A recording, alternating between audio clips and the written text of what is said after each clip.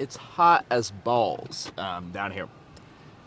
Yesterday when I was training in the garage, it was like 88, give or take. Right now in my car as I'm driving home, it is 91. Now, car is black, so it's been cooking a little bit. But by the time I get home, when it peaks at like 3, it's definitely going to be in the 90s. Well, that's going to suck because we still do not have a fan in our garage. So I'm just going to be sitting there in the heat, soaking it in, roasting away. So really looking forward to training, especially since my training time has switched back to the afternoon after work. So I'm already a little more tired than previously when I was working out midday, like 10, halfway through my workday. So now, at the same time that I'm trying to acclimate to my new training time, I am also having to acclimate to the extreme heat. Now, I would rather have this than having the absolute horrid winters that we had in Nebraska. I'd rather have 90, 100 rather than negative 40.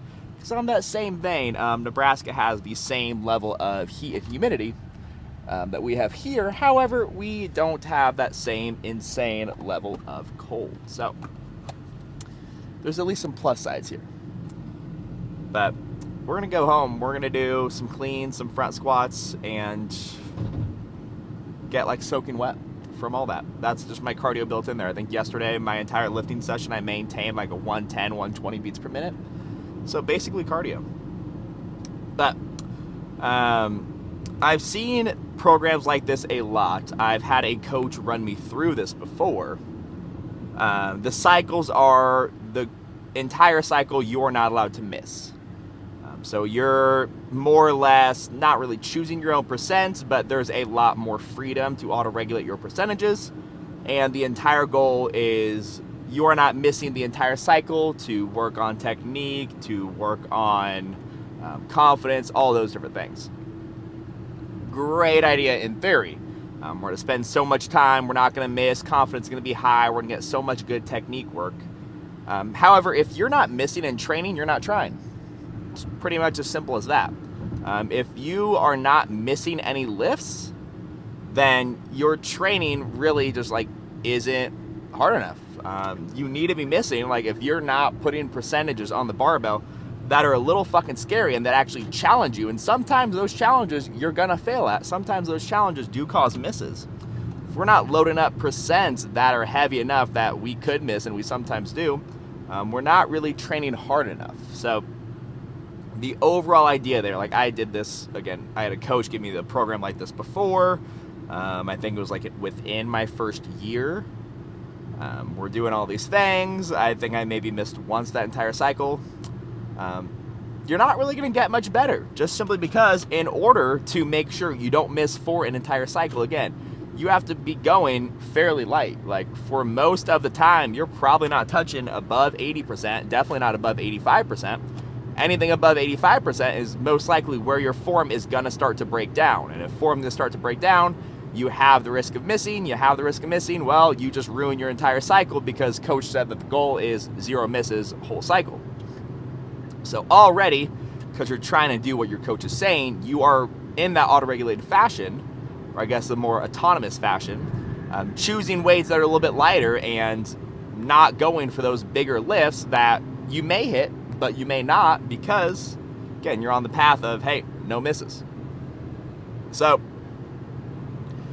great idea that we want the athlete to get more confident. We want to have whole 2 blocks, where we are just so fully focused on technique, we're just hammering that home. Again, however, that we've talked about this before, skill requires stimulus. If you want to do something that is building your technique or building strength or building anything, you need to provide enough stimulus to the body to elicit an adaptation. If that is building up your glutes, if you can squat 200, a band around your ankle or around your knees doing a monster walk, it's not going to have any benefit to you because you're squatting 200 kilos. That band is providing maybe 3 kilos, 5 kilos of force, and that's really not enough. Like, just feeling like something is, ooh, I can really feel that, doesn't mean you're actually providing a stimulus. So along that same regard, if we're going just like 70% all the time, or really not pushing percentages that are actually going to be challenging, you are not providing enough stimulus that is actually going to make a change. If that stimuli you need to make a change on whatever snatch variation is 80%, but you're constantly hitting 75, 77, just shy of that 80, you're balancing that edge right before you're actually gonna make an adaptation. If you're doing a shit ton of, I don't know, fucking 3 position snatches at 50%, sure, you never missed for your entire cycle. Good. I would hope not. That's 50 fucking percent. You do need to put some weight on the bar in training that is going to challenge you, and sometimes you will not successfully complete that challenge. There will be plenty of times where you do not successfully complete that challenge, and that is all right. Because also, sure, we want to have confidence, but again, we've had a whole video on this before. If you don't miss at all going into a whole competition, you have not had any practice missing and coming back and hitting that weight. You have not had to overcome anything, because there's gonna be times in your career where you miss an opener. You miss your snatch opener. The very first day of the competition, you already fucked up. Do you have the mental resiliency to come back and hit that weight and continue on and go for maybe a 5 or 6 day and make the rest of your lifts? If you're not missing, you never have to deal with the challenge of missing, the mental challenge of missing. And if you never have to deal with that mental challenge of missing, you never get to develop the mental qualities required to actually overcome that challenge and become the better lifter that you could be. Again, idea is great. Yeah, we want to be more confident. We want technique to be better.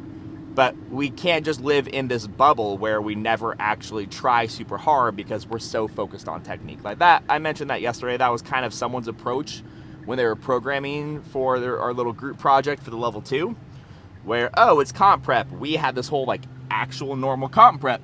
And then another group had a bunch of Bosu ball shit, a bunch of shoulder prep shit, and really no snatch or clean and jerk, no actual weightlifting or strength percents above 50%. I'm like, sure, they're gonna be healthy. Sure, their body probably will feel better. However, the goal is to do well at competition. And doing a program like that, like either one, you're probably not going to be better in competition because you're not actually doing anything that's requiring your body to make an adaptation. And if our body is not getting any stimulus to adapt, we're not going to stay the same. We will not just maintain that. If we're not giving any adaptation, we are actually going to regress. So you may go through an entire cycle like this where it's, hey, no misses at all. I'm going to choose weights that are difficult, but like I'm not missing. Cool. You're now probably worse off at the end because in the whole goal of not overdoing it to focus on it, you're actually under training this entire time. So sure, you may do really well at that 70% weight, but the 70% snatch and a 90% snatch are two very different beasts. Especially if we look like relative intensity. Like sure, you can go like 70% for a 3 position, that may be like an 80% relative, but again, even 80% relative intensity, 70% absolute, it's not really enough to do anything. So yeah, great idea. However, we need to challenge our bodies. We need to challenge our mind. And if we're not doing either of those, best case scenario, you are not staying the same. Best case scenario, you are actually regressing. You are getting worse because mumbo jumbo there. Because you're not getting better, but you're also not giving enough stimulus to even maintain. So you just spent an entire cycle. Sure, you may have more confidence, but when we actually start loading that barbell, that confidence isn't going to transfer because you start touching heavy weight and oh, I got weaker. All that confidence I built up in that 4 to 8 weeks, out the fucking window, because the second I try to touch any sort of weights, I'm fucked. I can't do it. I'm screwed. So don't fall into the trap of being so hyper-focused on technique that you don't actually challenge your body. Technical work should be challenging enough to get our body to do that technique better. All of our work needs to be challenging enough to actually make us better. And if that work is not challenging enough to make us better, we are getting worse. The body does not have a maintenance. We look at, there's hypertrophy, which is building muscle. And then there's, what is that other word? I forgot what the word is. But either way, you are either building muscle or you're taking muscle away. You are either getting heavier or you're getting lighter. The whole homeostasis thing where our body is trying to find that mean, find a place where it can just sit. There isn't really any term or any state in the body where we are just at a net zero. You're either getting better or you are getting worse. One or the other happens. There is no middle ground. There is nothing where we are just maintaining. So, got to push hard. Can't just take things easy because you have the goal technique. Technique training should still be challenging.